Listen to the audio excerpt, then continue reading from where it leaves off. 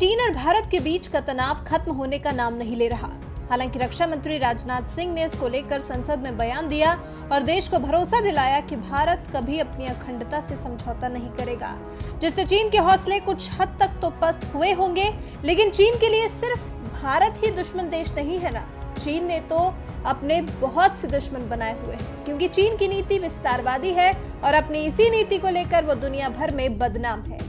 जो चीन से डरता है या चीन के कर्ज के बोझ तले दब जाता है, उसके बाद चीन उसे और दबा लेता है। ऐसे में कुछ देश ऐसे भी हैं जो चीन की हिमाकतों से डरते नहीं हैं, बल्कि उससे कमतर होने के बाद भी उसे डराने का मादा रखते हैं। जैसे चीन का पड़ोसी देश ताइवान, जिसे चीन अपना इलाका बताता है, लेकिन ताइवान चीन का पुरजोर विरोध करता है और हर क्षेत्र में उससे कम और उससे छोटा होने के बाद भी उसे कभी कभी उल्टे पांव लौटने पर मजबूर भी कर देता है।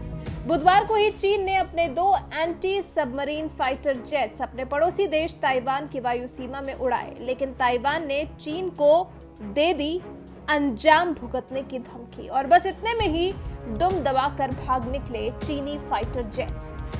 दरअसल चीन के 2 anti submarine fighter jets Taiwan की वायु सीमा में प्रवेश कर गए थे। तुरंत ही ताइवानी वायुसेना और रक्षा मंत्रालय ने चीनी वायुसेना के फाइटर जेट्स को वापस चले जाने के लिए और अंजाम भुगतने की धमकी दी, तो चीनी फाइटर जेट्स उल्टे पांव लौट गए।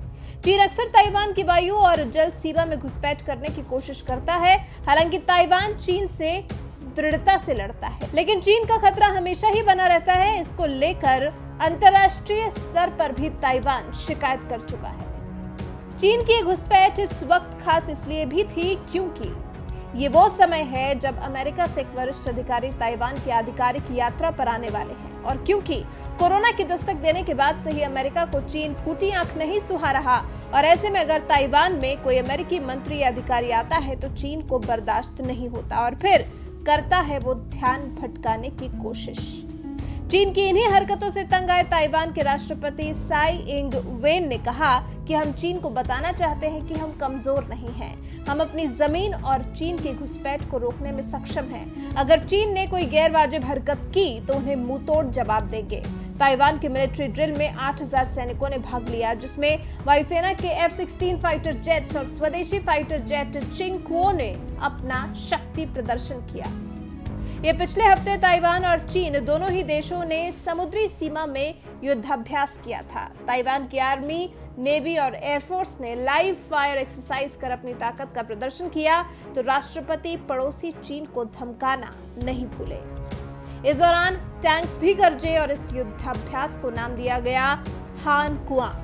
ताइवान को चीन को अपनी ताकत दिखाने की जरूरत इसलिए पड़ी क्योंकि कोरोना काल में चीन कई बार ताइवान की सीमा में घुसपैठ कर चुका है, जिससे ताइवान त्रस्त है और चीन को बताना चाहता है कि ताइवान चीन से कम नहीं है। वहीं विस्तारवादी चीन का दावा है कि ताइवान के कुछ द्वीप उसकी टेरिटरी में आते हैं, जबकि ताइवान का साफ कहना है कि ये द्वीप सिर्फ उसके हैं। हान कुआंग ताइवान की सेना का हर साल होने वाला युद्धाभ्यास है, जिसमें ताइवान की तीनों सेनाएं अपनी पूरी ताकत झोंक देती हैं। अत्याधुनिक हथियारों का प्रदर्शन होता है।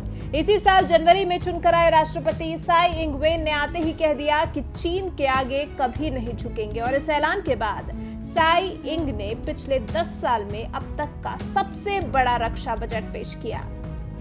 जानकारी के लिए आपको बता दें कि ताइवान की सेना के पास ज्यादातर हथियार अमेरिकी हैं। ताइवान के सैनिकों की ट्रेनिंग भी अमेरिका में ही होती है, लेकिन अब भी ताइवान चीन के सामने बहुत बौना है, लेकिन हिम्मत चीन से 4 गुना ज्यादा रखता है।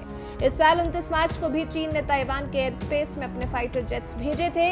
इसके बाद ताइवानी एयरफोर्स के विमानों ने उन्हें ताइवानी सीमा से खदेड़ा था। ऐसे में आप हमें बताइए कि क्या चीन के खिलाफ अगर वो सब देश एकत्रित हो जाएं, जिस किसी देश में भी चीन अपनी विस्तारवादी नीतियों को अंजाम देना चाहता है, तो क्या चीन को हरा पाने में सफल हो पाएंगे? क्या सभी देश साथ मिलकर चीन का सामना कर सकते हैं? कमेंट कर अपने विचार जरूर साझा करें।